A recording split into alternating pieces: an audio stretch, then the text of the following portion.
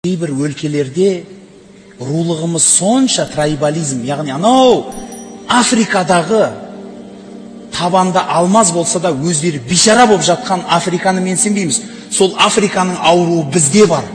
Бір мешітке отырса ақсақалдар, әжептәуір қызметте болған азаматтардың өзі отырып, мынау мешітте пәлен рулы адам болу керек деген кезінде бетіңді ұстайсың. Міне біздің қазақтың ауруы. Міне осы біздің құртымыз, өзімізді жеп баратқан ішіміздегі құртымыз, ру дейміз. Одан қалса жерге бөлеміз. Чемкенский келді дейміз. Қазақтың қай бұрышына да жау шабатын болса, кім барады о жерге? Бөлінеміз ба со жерде? Айтамыз ба, ой, Алтайға шапты, өскемендіктер өздері қорғабасын деп? Онда сіздің қай жағыңыз жігіт, қай жағыңыз қазақ? Қай жағыңыз осы елде өмір сүрем деген жүрегіңізді қалай қорғайсыз? Егер бөлінетін болса, ана шығыстықтар өз